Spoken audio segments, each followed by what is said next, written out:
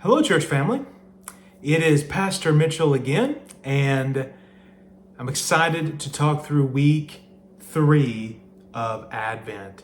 This week is the third Sunday in Advent, and we're going to light the candle of love because the focus for this week is love. And for our two readings, you'll notice that we've been doing Old Testament, New Testament. This is the 1 week we will kind of do something a little different. But this week we have two New Testament readings, but from two very different places in the New Testament. One, the more traditional Christmas story, the other, not at all, in the book of Revelation. So, in Revelation chapter 12, there's this really crazy apocalyptic vision that the Apostle John sees. But it's about Christmas. So what happens is there is a woman that's getting ready to give birth. And in one sense, this is like Mary, but in a much deeper sense, this is actually a picture of Israel throughout the entire Old Testament. You see, Israel, from its very beginning, was pregnant with the Messiah. They knew that through their line, the promised child was coming. And so it's like all the Old Testament is a pregnancy that's just growing and developing and leading towards a birth. And that's what happens at Christmas. But what happens is this woman, Israel, God's covenant people, are pregnant with the Messiah. They're about to give birth. But there's not a doctor standing there ready to welcome the baby into the world. There's a dragon. There is a horrible, evil, destructive, murderous dragon waiting for the Christ child to devour it, to destroy it. And you even see that throughout the Old Testament.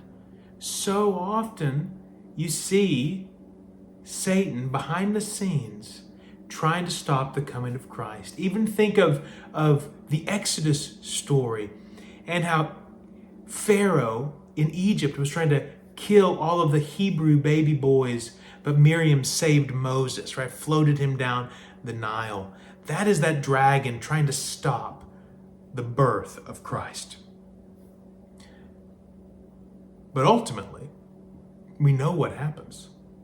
That vision in Revelation 12 actually lines up with exactly what we read about in the other passage in Matthew chapter 2.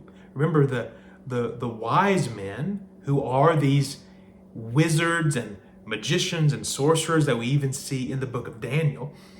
They see a star in the sky and they go to visit this new Jewish king to worship him. And they come to King Herod, who is not really the king, shouldn't really be the king. He's not a great king. And they kind of figure out where this new king should be born. They go and worship him, Jesus. But then they go back a different way. They don't trust Herod. And they don't trust Herod for a good reason. Because he wants to stop any threat to his throne. And that's exactly how he sees Jesus. He sees Jesus as another king. And so he sends his soldiers to Bethlehem to ultimately kill the Messiah. And God, in a dream, warns Mary and Joseph about this. They flee to Egypt, so they escape to safety. But those soldiers of Herod end up killing all of the baby boys 2 and under in Bethlehem. That is exactly what we saw in Revelation 12. This dragon just waiting to devour, and destroy the promised child. Now you might be thinking, these are not the normal Christmas stories. They're not the Christmas stories that kind of make you feel good. But that's because we should get our Christmas stories more from the Bible than from Hallmark. That's what we need to do, because the Christmas story in the Bible is wonderful and joyful, but it's gritty and it's real and it's dark. People die. People suffer. That's the story of Christmas, that into this broken, dark, sinful, rebellious world, God sent his Son. And he sent him to redeem it all. So as we think about this emphasis of love this week, again, just like with hope and with peace, those aren't just nice sounding words. They're not just good feelings. They mean something real and solid. Love is ultimately sacrifice. And from Jesus's first days on earth, he was sacrificing. His life was under threat. He was in danger. That's how he entered the world. And at his appointed time, that's how he left the world. Herod's soldiers threatened him at his birth. Pilate's soldiers crucified him at his death.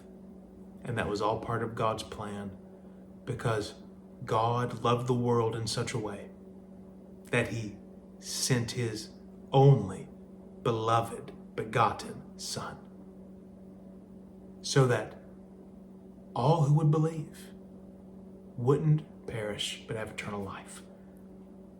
That's God's love. God's love in real life, in real time, in this story, looked dangerous. It looked violent. That's because God is willing to take all of that upon himself so that he can solve the problem. And he does that in the cross because of Christmas and because he loves us. So this week, think about the love of God expressed even in these more strange Christmas passages, because they show us something glorious and beautiful about the gospel. God bless you all.